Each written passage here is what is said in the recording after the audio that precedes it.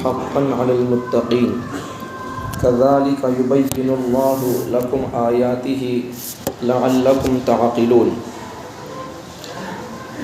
وللمطلقات، اور مطلقہ عورتوں کے لیے متاع بالمعروف، فائدے کے موافق فائدہ پہنچانا، حقا علی المتقین، یہ متقی لوگوں پر واجب کے درجے میں ضروری ہے۔ کذالک یبین اللہ، اسی طرح اللہ تعالیٰ وضاحت کے ساتھ بیان فرماتے ہیں، لکم آیاتہ، اپنی آیاتوں کو تمہارے لیے، لعلکم تعقلون، تاکہ تم سمجھ سکو۔ طلاق شدہ عورتوں کے لیے، مطلقہ عورتوں کے لیے فائدہ پہنچانا قاعدے کے مطابق یہ متقی لوگوں پر ضروری ہے۔ اسی طرح اللہ تعالیٰ اپنی آیتوں کو کھول کھول کر وضاحت سے بیان فرماتے ہیں تاکہ تم سمجھ سے کام لو، سمجھ سکو۔ ان دو آیتوں میں پہلی بات، طلاق شدہ عورتوں کو قاعدے کے مطابق عمدہ طریقے پر فائدہ پہنچانا، یہ بات۔ دوسری بات یہ ذمہ داری ہے، یہ ضروری ہے متقی لوگوں پر۔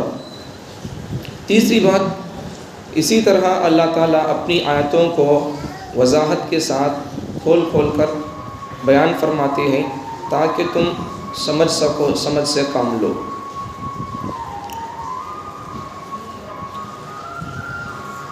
عام طور پر جب رشتہ ہوتا ہے تو رشتہ ہوتے وقت ہی اگر ہوتے ٹوٹ گیا بولے تو اب ہو گیا، اب دشمنی کے سرکار کر لیتے ہیں، کیا کہ پرانے باپ دادا سے دشمنی کے سرکار، حالانکہ ویسی دشمنی بھی نہیں ہے،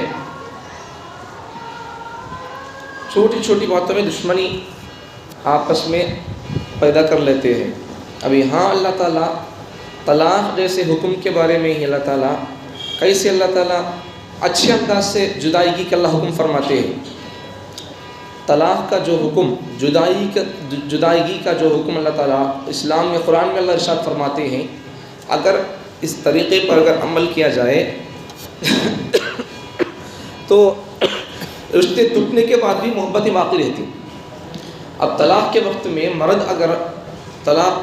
وقت میں جدائیگی کے وقت میں مرد اگر بیوی کو جوڑا دے رہا، اسے اوڑھنی دے رہا، دوپٹہ دے رہا، اسے ایک چادر برقع دے رہا بولے تو ہدیے میں، اب ٹوٹنے کے بعد بیوی کئی کو بھی اس کے بارے میں نفرت کئی کرتی ہے، بیوی کے خاندان والے اس شوہر سے کئی کو نفرت کرتی، تو اتنا بہتر قانون ہے اسلام کا۔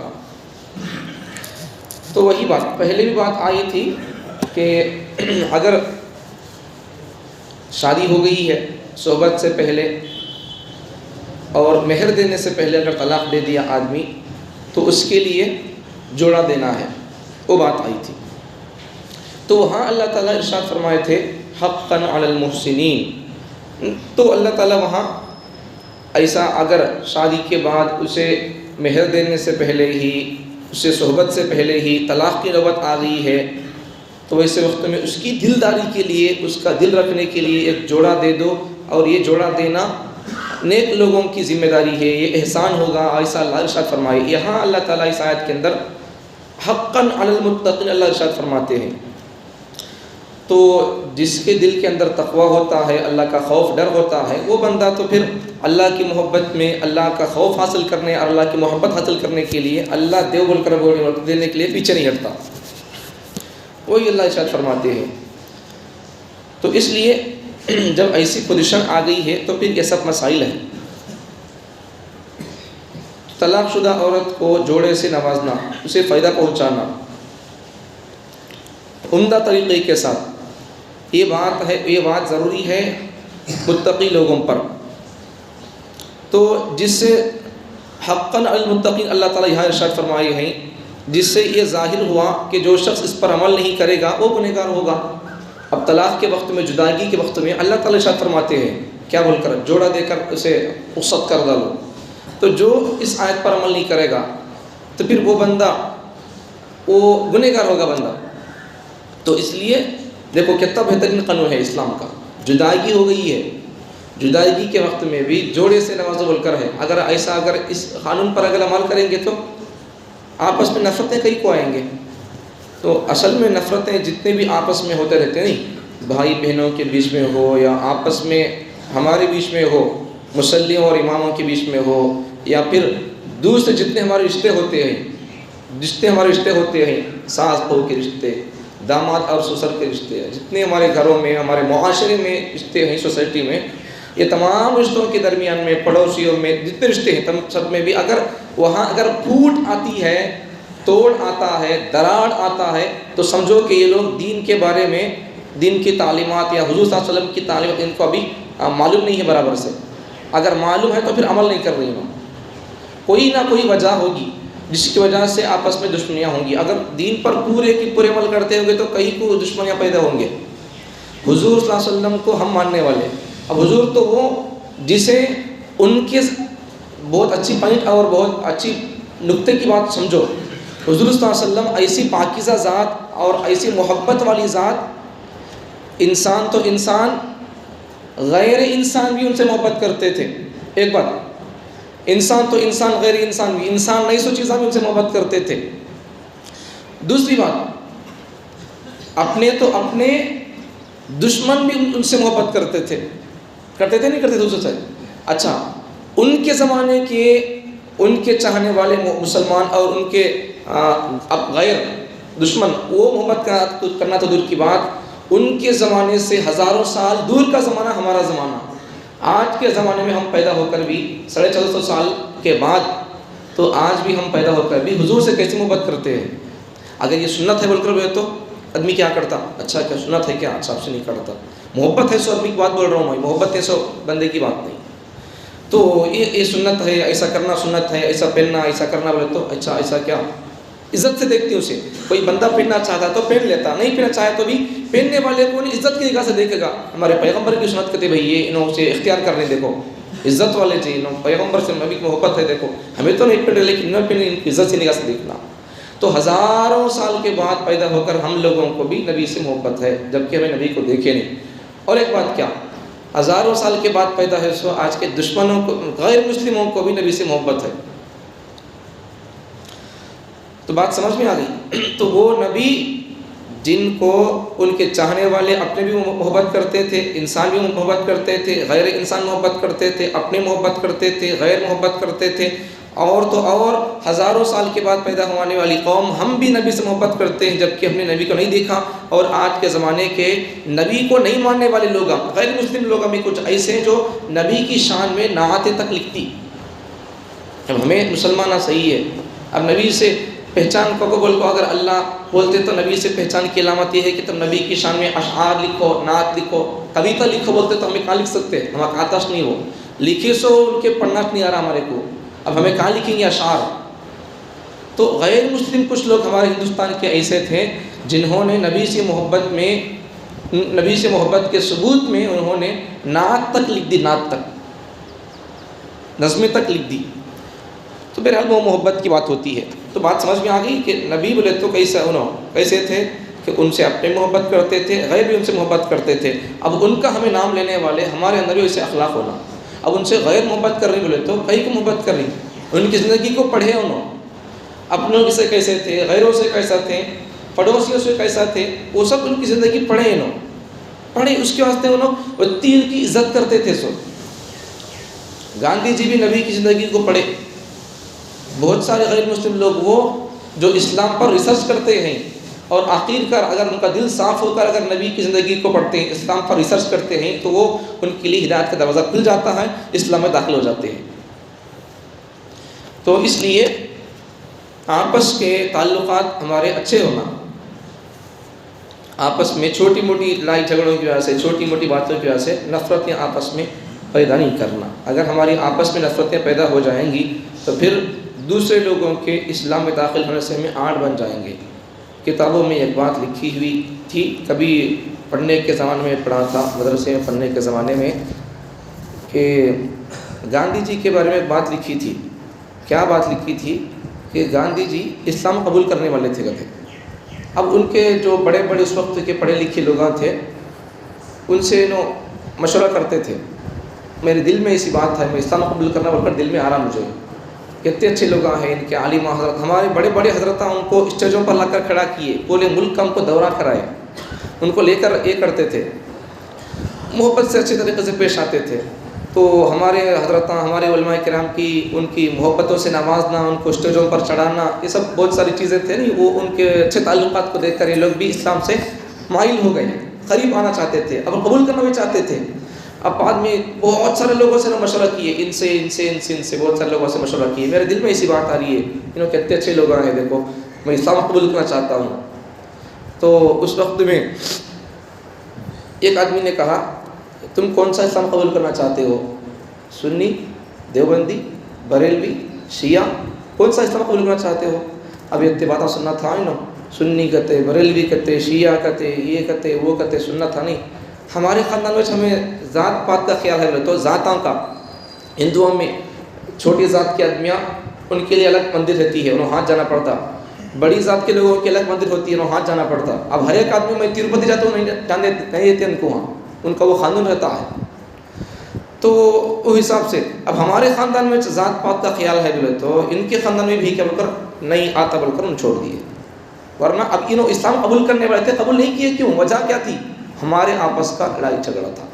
سب جنے مسلمان ہیں لیکن آپس میں یہ سب فرقے بنا لیے. تو اس لیے آپس کے فرقوں سے بچ کر رہنا. پیغمبر نے حدیث میں فرمایا تو پھر فرقے بنیں گے چھو.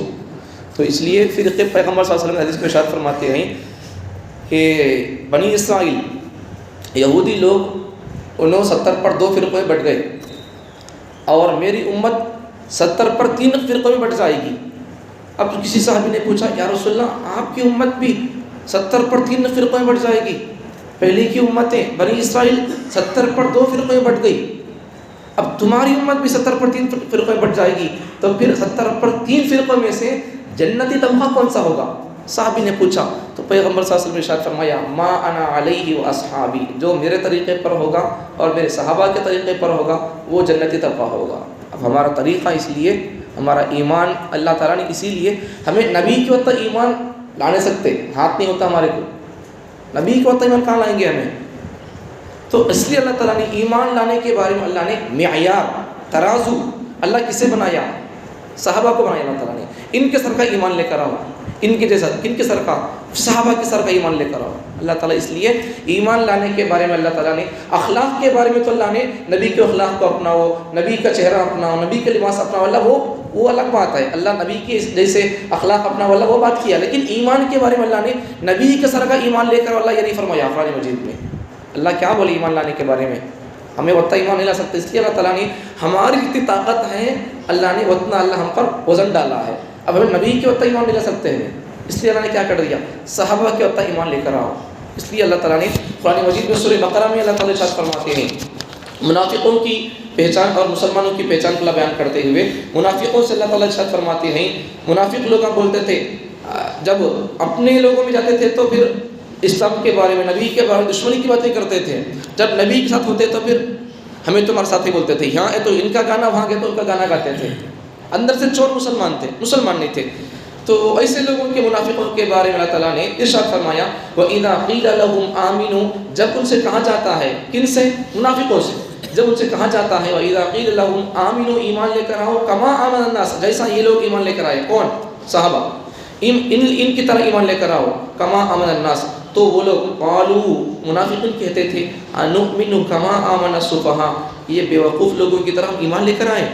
صحابہ کو منافق لوگ بیوقوف، صفحہ کا معنی بیوقوف، تو یہ صحابہ کو منافق لوگ بیوقوف بول کر بول رہے. تو اللہ تعالیٰ نے بھی کیا کیا؟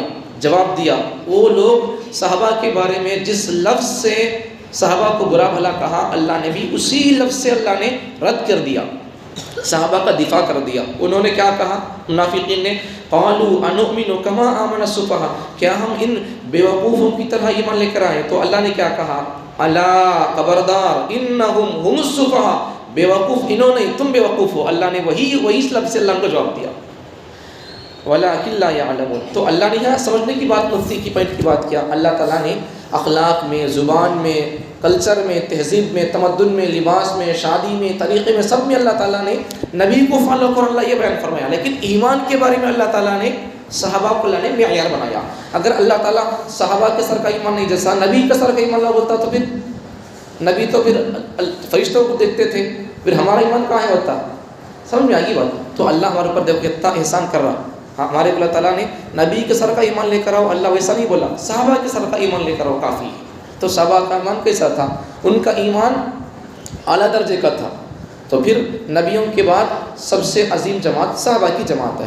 تو اس لیے ہم کو اگر کامیاب ہونا ہے تو ہمارے لیے بھی نبی صلی اللہ علیہ وسلم نے ارشاد فرمایا ہے کہ جو میرے طریقے پر ہوگی، میرے صحابہ کے طریقے پر ہوگی، وہ طبقہ اور وہ جماعت کامیاب ہو سکتی ہے. اس کے علاوہ اپنی منمانی باتوں پر، اپنی خاندانی مشوروں پر، اپنی خاندانی خواہشات پر اگر چلتے رہیں گے تو پھر وہ جماعت کبھی کامیاب نہیں ہوگی. اس لیے ہم کو اگر کامیاب ہونا ہے تو پورے اسلام پر عمل کرنا پڑے گا. تو بات کہاں سے کہیں چلی گئی؟ طلاق کے موقع پر طلاق ہو گئی ہے تو اس وقت میں بیوی کو، طلاق شدہ مطلقہ عورت کو جوڑے سے نوازنا یہ متقی آدمی پر ضروری ہے. تو پھر متقی آدمی اپنے آپ کو بندہ مسلمان کہتا ہے، متقی پرہیزگار کہتا ہے، نماز پڑھتا ہے. جب طلاق ہو گئی ہے بیوی کو، اس وقت میں اسے جوڑا دے کر رخصت کرنا چاہیے. جوڑا نہیں دیتا تو پھر وہ بندہ کو نکاح ہوگا. تو اللہ وہ ارشاد فرماتے ہیں. بہرحال اللہ تعالیٰ مجھے اور آپ کو ہمارے مذہب اسلام کے احکامات پر پورے کے پورے عمل کرنے کا توفیق عطا فرمائی. ایک حکم کا عمل کر لیے، کون سا پسند آیا اس پر عمل کر لیے، کون سا حکم پسند نہیں اسے چھوڑ دیا، ایسی بات نہ ہو. اسلام کے ذریعے باتوں پر عمل کرنا، اسلام کے ذریعے باتوں کو چھوڑ دینا. جو بات پسند آئی اسے عمل کر لینا، جو بات پسند نہیں آئی اسے چھوڑ دینا. یہ منافقوں کی، بلکہ منافقوں کی تو نہیں، یہودیوں کی علامت ہے. یہ یہودیوں کی علامت ہے. بعض باتوں کو ایمان لاتے تھے، عمل کرتے تھے، اور بعض باتیں جو ان کو اچھے لگتے تھے اسے چھوڑ دیتے تھے. تو ویسا ہمارے اندر نہیں ہونا ہے. پورے اسلام پر عمل کرنا، الحمد کی الف سے لے کر والناس کی سین تک، پورے قرآن کی پوری آیتوں پر، پورے احکامات پر، کرنے کے کاموں کو کرنے کے، اسے اختیار کرنا، نہیں کرنے کے کام آئے ان سے بچ کر رہنا. یہ اسلام بولے تو اللہ تعالیٰ مجھے اور آپ کو پورے قرآن مجید پر، پورے اسلام کے احکامات پر اللہ جیسا بول رہا ویسا عمل کرنے کا توفیق عطا فرمائے.